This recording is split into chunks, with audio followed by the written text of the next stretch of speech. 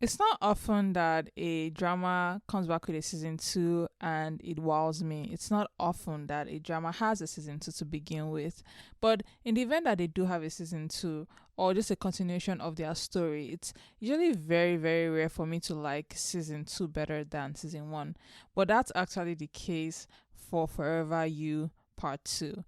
I have been obsessed with Typhoon and Tonfah in this past like week that I've watched them, and that was not my intention because starting out with part 1, I was not a big fan of it, and so I actually wasn't that keen when I heard part 2 was coming out. I mean, I was to an extent, but not really.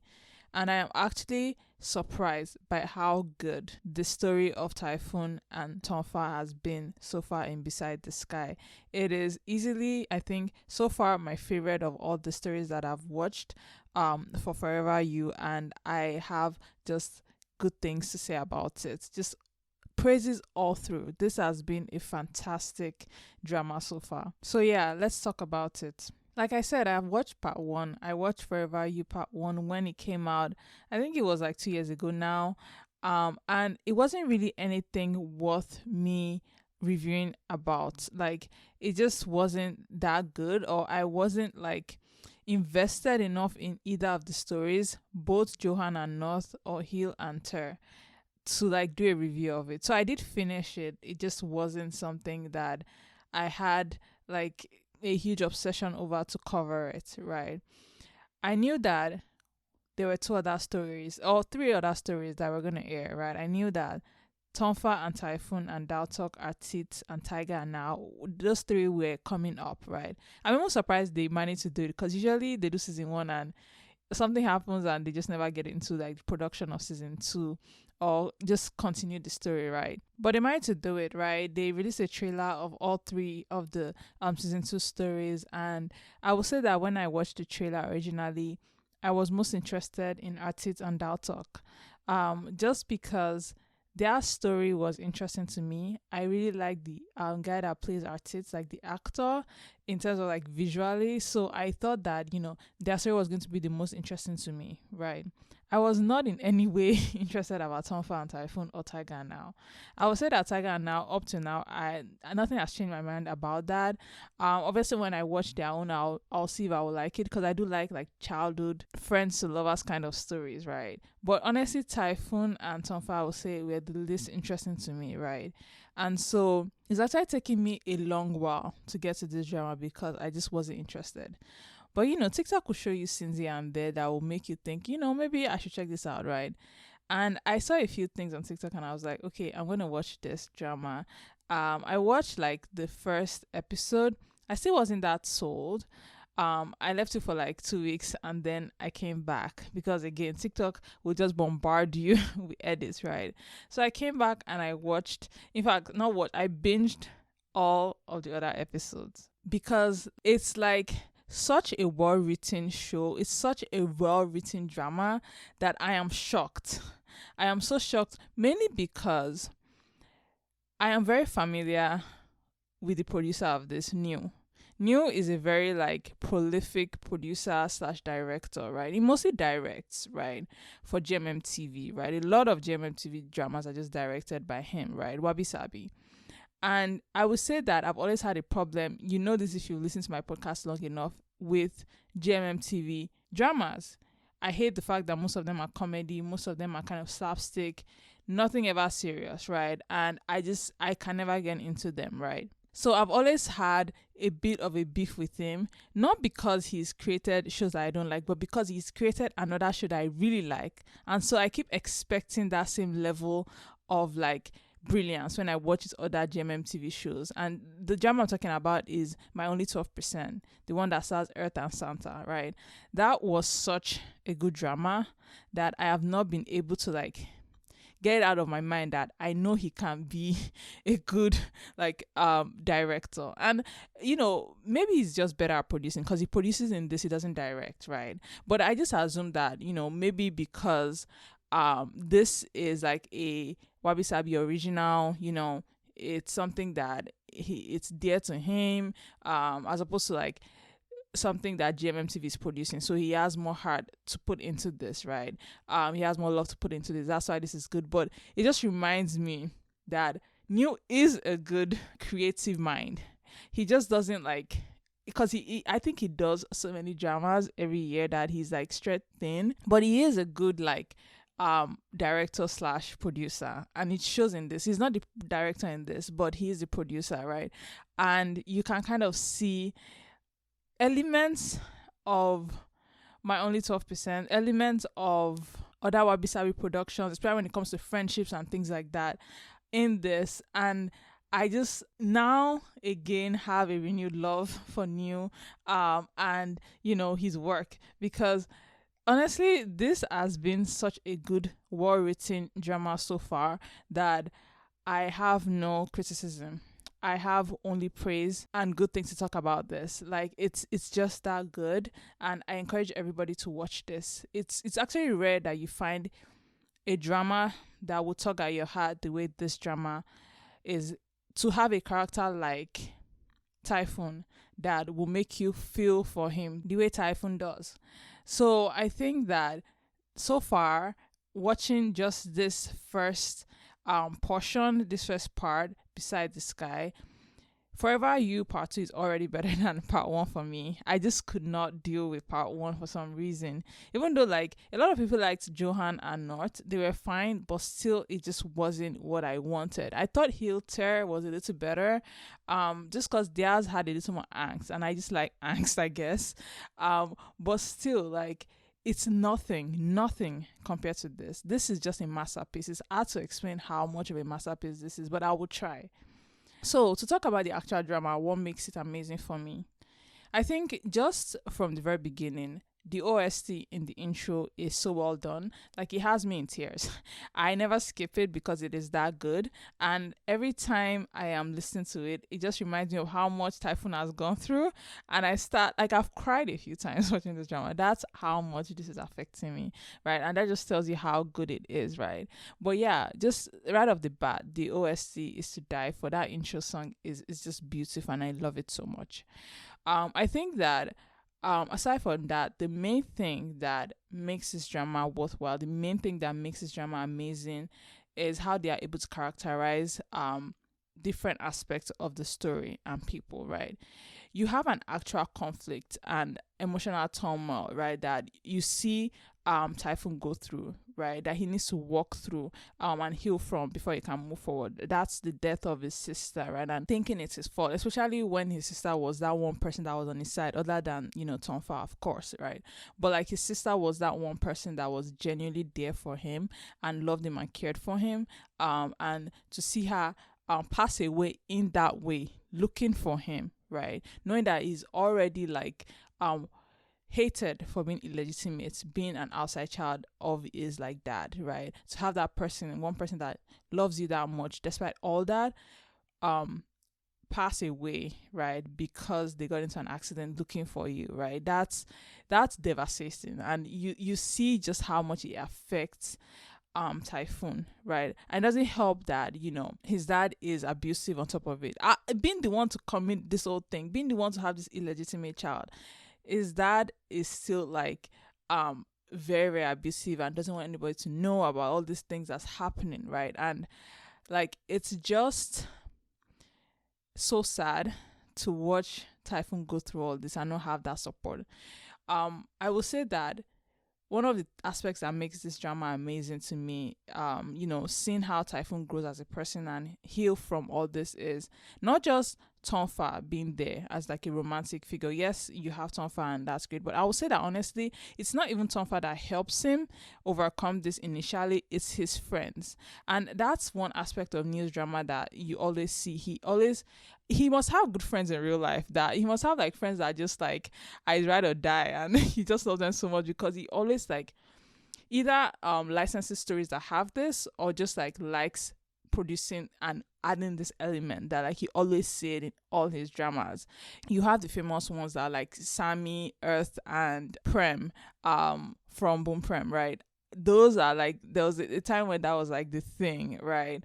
And in this case, you have the characters of North, Daltok, and Typhoon, right? And they become like this bond, and they are really the ones that help Typhoon get out of this rut and admit a lot of things to himself, right?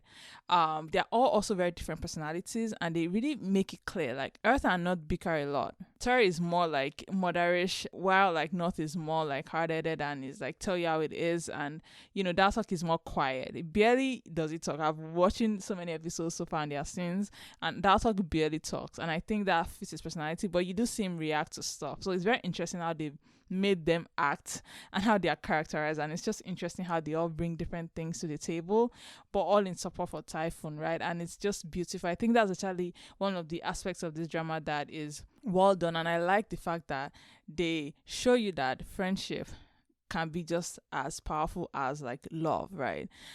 Because they're really the ones that help him after he tries to self-sabotage his relationship with Tonfah, to like get him back to understand that it's okay and all that thing, right? Because before that he's like so doubtful and everything, right? But it's really with their help that he's able to like get over that, right? And actually like try and pursue something with Tonfah, right? And so I think I like that aspect of this drama. I also like that like they really show you Tonfah and Typhoon's relationship, and now it's like progressed over time, right? Like I like how at the beginning for Tonfah it was kind of like brotherly love, right? Even though like you could argue, like Hill was saying at one point, are you sure he's really a brother? You could argue that there's always been more, that he would have given more always to Typhoon than any other person, even though he's always like nice to everybody, right? But that's initially where it starts from before it changes, right? And so I find interesting to how he's able to like recognize his feelings for Typhoon, and want to be there for him, and him like also noticing that Typhoon is like struggling with something. He can't tell what it is, but he knows that Typhoon has something that he's not telling him, right? So there's an example where Tonfah asks about his sister, right? And he kind of models his way and he's like, she's fine and everything, right? And he can tell there's something off about it, and he texts Typhoon's sister, right? Because I guess he just thinks like, what's up? Like, is your brother okay, kind of thing. Obviously, like she never responds because she's passed, right? But it's one of those things where a lot of it is him reading Typhoon's expression, and I like that. I like how they make it obvious kind of to him that like not everything is good with Typhoon, but at the same time they let him wait on Typhoon, right? He waits and tells Typhoon, tell me when you're ready. Even though a lot of it he's able to guess, but still he's able to just be there, supporting him, being like just that person that Typhoon can lean on. And I think that's amazing, and I think that's beautiful, right? Those are the little things that make this drama just amazing, right? I will say that the actor that plays Typhoon does such a good job portraying the character, portraying his fear, his wish for his father's love, his guilt over his sister's death and wishing it was him that died instead. All these things so well. And it's very sad, that he's never experienced like a motherly love, all those things that you would normally expect just because he's legitimate and everything. You see him go through that, and it's just so sad, right? It's also very clear that he's very dependent on Tonfah. Like it's very, very clear that he holds Tonfah high on a pedestal, not because of any fault of his, right? Tonfah is amazing and it's obvious and all that, but it's just interesting to see how that like manifests, or all his like trauma manifests in how clingy and how like reliant he is on Tonfah. And the fact that his dad tells him to like break it off and never see Tonfah again is almost like violent. I would say it's almost a violent act to do that, and very cruel and kind of just terrible for a dad to do, because his dad almost, I don't know if his dad consciously recognizes what Tonfah means to him, but just knowing that his dad is willing to do that just tells you how terrible his dad is. I think that's actually the thing that makes it obvious to me that his dad is just a piece of shit, right? Because that one thing that makes your son happy and you're like, he needs to like get away from it because it's gonna affect his business and all these things, right? So you just know his dad is just it's a terrible person. But yeah, story wise, I would just say this story is amazing. It's well written, and you really like feel for Typhoon, and it's beautiful in that way, right? Another thing that makes this drama amazing is obviously like just the directing, right? How they've decided to direct it. The way things are shot, it's mostly like we follow Typhoon for the most part. It's probably like episode 1 and 2, right? Things start to shift once he like starts to get friends, and so it becomes more open. But in that first like episode, it's very dark-ish, and episode 2, it's about the same vibe, right? And so it's interesting how the mood shifts, right? Depending on like, I'll say Typhoon's feeling, right, how he feels, and so it's just interesting in that sense. One of the scenes that I think cemented it for me, in terms of like, I love this drama and this is just amazing and well thought out, and they really put effort into this, is the scene where Typhoon is staying over at Tonfah's place, right? Tonfah still has to study, and it's very clear, like in like Fourever You Part 1, that he's very studious, right? So that is something that we know about him, right? So he's trying to study, right? Whereas Typhoon goes to bed. Obviously it's just the one bed. The bed is situated in such a way that you can see the desk from where you are on the bed, right?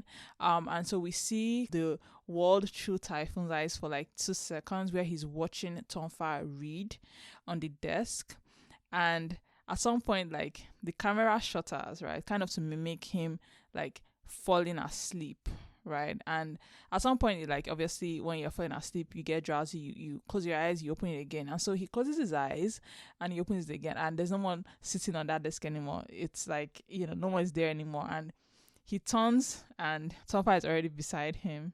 And I remember it, like, I don't know how to explain how good that scene was to me, but there was just something about it that I was like, this is so beautiful. Like it's very hard to explain, and it's just, that was such a well done scene that I don't know how to explain it, but there was just something about how you could see that reliance also that Typhoon has on Tonfah, right? That like he keeps his eye on him all the time, right? And so that was just like such a cool scene, I thought. Well shot. But yeah, I just, different things about this drama. It's just the little things that makes this drama worth it for me, and I have enjoyed it thoroughly so far. I think I have like one more episode to go in their story, and then it moves on to, I think, Artit and Daltok.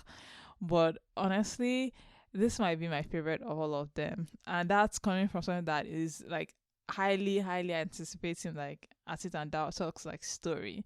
But honestly, it's so good and it's so well done, and I wish everyone would watch this one. This could be its own standalone, and I wish they would even continue their story, because there's just something about it that's well done. The chemistry is good too, and I like when a character can like have multiple sides, even though like Tonfah is portrayed to be studious and a good student, as opposed to like Artit that is always like sleeping and everything. You still see how he's still like a man and he still has like desires for the person he's with, right? And like all that is it's hard to explain how good that is, right? That they can show that scene where they're on the bed and they're kissing, and you can see how kind of Tonfah is losing control. Like you can see the need in like how he breathes. Like I was like, oh my god, this is so good. And how he stops himself, the tension is unbelievable, right? Like honestly, it's just it's giving. And I've heard that like he's is something else in the novel, but I never read the novel. But yeah, like just genuinely 10/10. Was not expecting. I love when a show surprises me, and it's just good, right? It's just better than what I expected, and that's the case here. And so I highly recommend this drama. It's so good. At least Just Beside the Sky. You gotta watch Just Beside the Sky. Honestly, you will be blown away. It's that good. So yeah, that's really all I have to talk about in this episode. I hope you guys have a lovely rest of your week, and I'll speak to you guys again next week. Have a lovely one. Bye.